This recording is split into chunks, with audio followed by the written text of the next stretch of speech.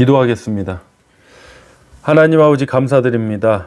우리가 회피하고 외면하는 존재가 아니라 또 직면하고 또 책임질 줄 아는 하나님의 자녀로서 나가길 간절히 소망합니다.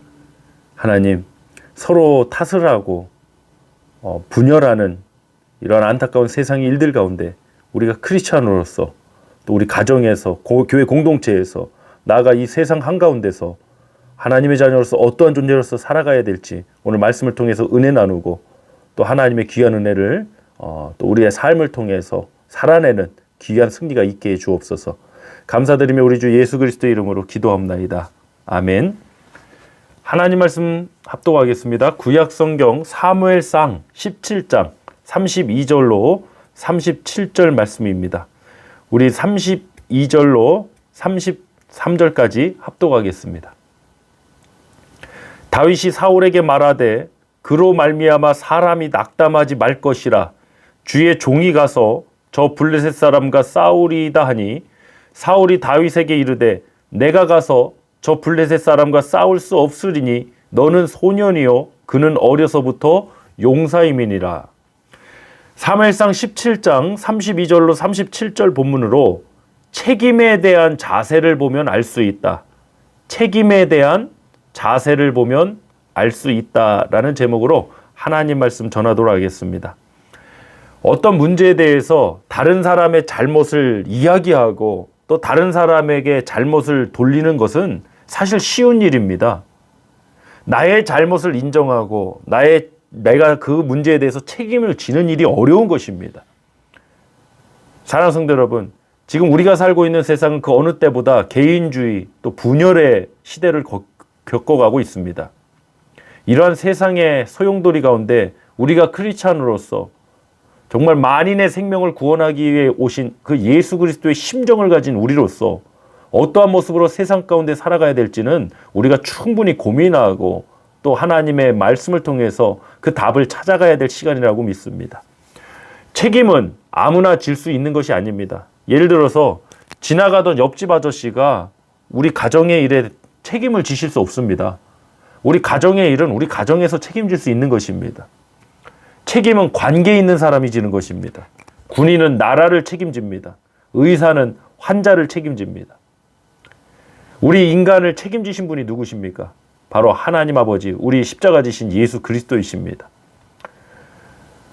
역사를 살펴보면 지금도 마찬가지예요. 사실 부패와 이런 타락의 모습들이 언제 만들어지느냐? 각자 맡은 책임을 다하지 않을 때입니다.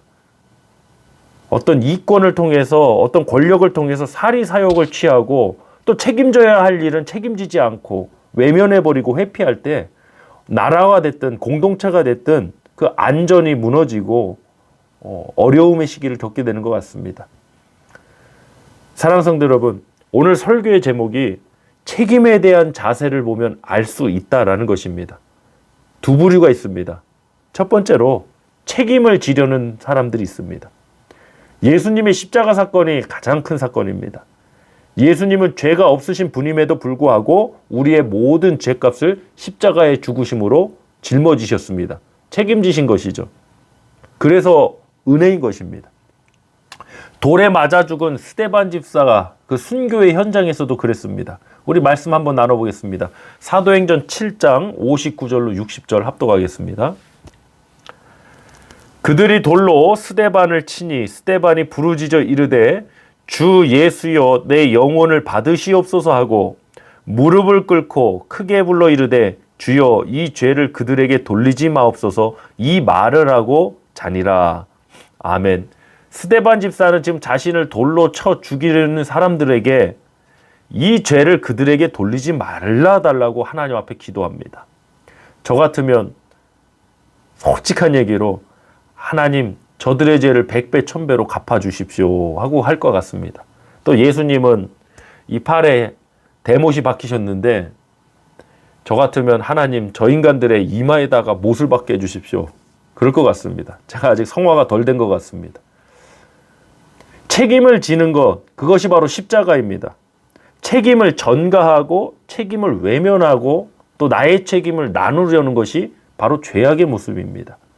선악과 범죄 후 인류 최초의 그 범죄 사건인 에덴 동산의 선악과 범죄 후 하나님 앞에 서게 된 아담과 또 하와가 바로 그 모습을 보여주고 있습니다. 말씀 나눕니다. 창세기 3장 11절로 13절입니다. 이르시되 누가 너의 벗었음을 내게 알렸느냐? 내가 내게 먹지 말라 명한 그 나무 열매를 내가 먹었느냐? 아담이 이르되 하나님이 주셔서 나와 함께 있게 하신 여자 그가 그 나무 열매를 내게 주므로 내가 먹었나이다.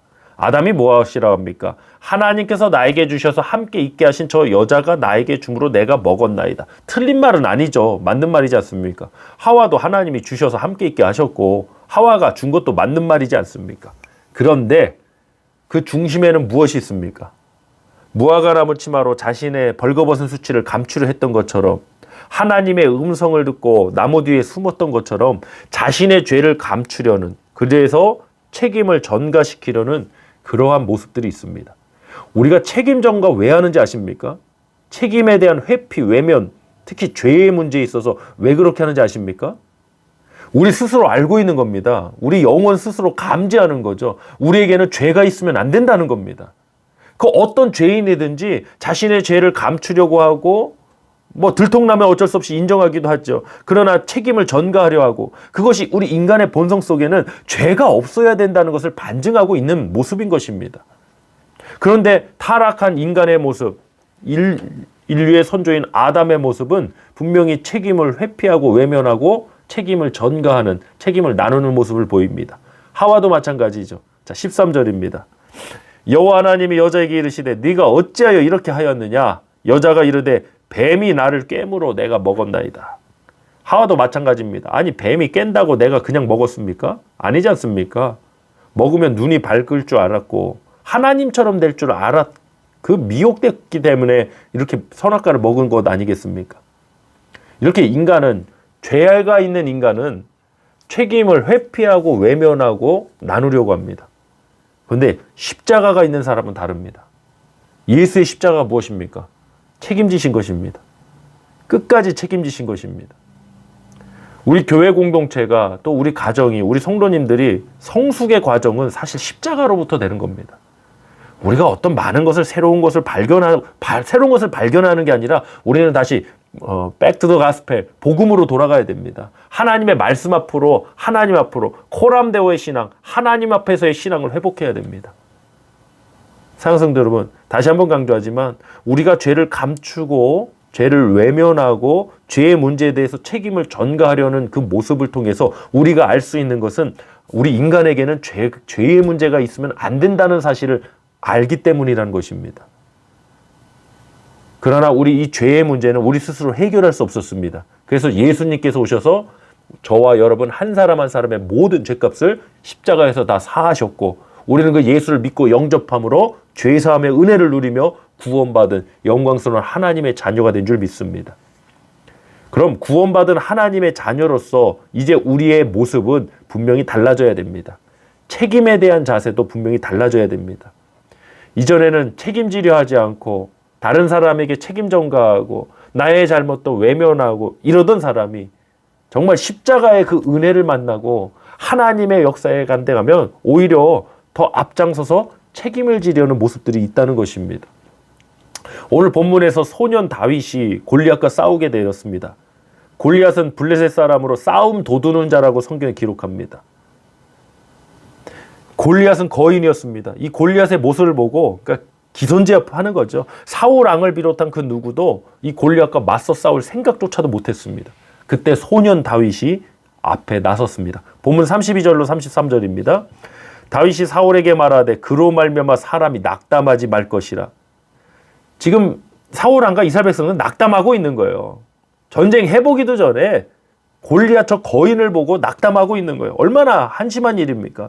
주의 종이 가서 저 블레셋 사람과 싸우리다 하니 사울이 다윗에게 이르되 내가 가서 저 블레셋 사람과 싸울 수 없으리니 너는 소년이여 그는 어려서부터 용사임이니라. 맞습니다. 다윗은 소년이고 블레셋의 골리앗은 유명한 용사이지 않았습니까? 고대의 용사라고 기록했습니다. 예, 누가 봐도 말도 안 되는 싸움입니다. 근데 다윗이 어떤 사람이냐? 하나님이 함께 하시는 사람이고 하나님의 이름을 붙드는 사람이고 또 한 가지 오늘 설교의 제목처럼 책임질 줄 아는 사람이었습니다. 자, 본문 34절로 36절. 다윗이 사울에게 말하되 주의 종이 아버지의 양을 지킬 때에 사자나 곰이 와서 양떼에서 새끼를 물어가면 내가 따라가서 그것을 치고 그 입에서 새끼를 건져내었고 그것이 일어나 나를 해하고자 하면 내가 그 수염을 잡고 그것을 쳐 죽였나이다. 주의 종이 사자와 곰도 쳤은즉 살아계시는 하나님의 군대를 모욕한 이 할례받지 않은 블레셋 사람이니까 그가 그 짐승의 하나와 같이 되리이다. 아멘.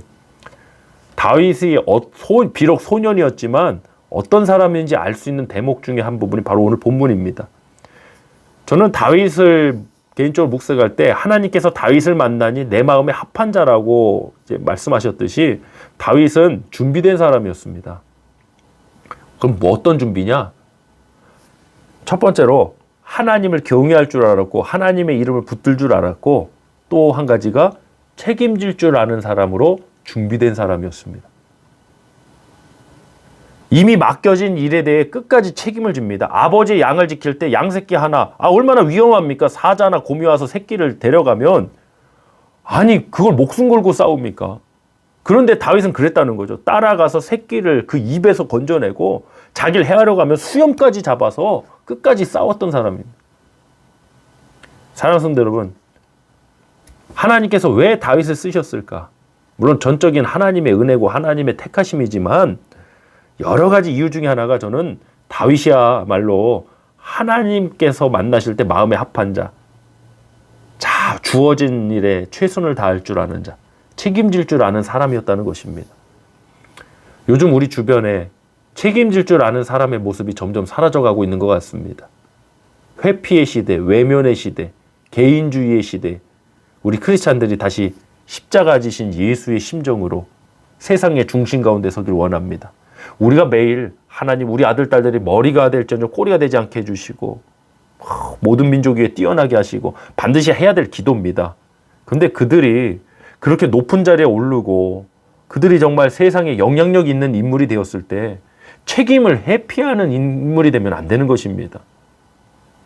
정말 내게 맡겨진 양떼, 내게 맡겨진 사명, 또 내게 맡겨진 사람들에 대해서 책임질 줄 아는 성숙한 우리들의 모습이 되길 간절히 소망합니다. 이 시간 합심해서 함께 기도하길 원합니다.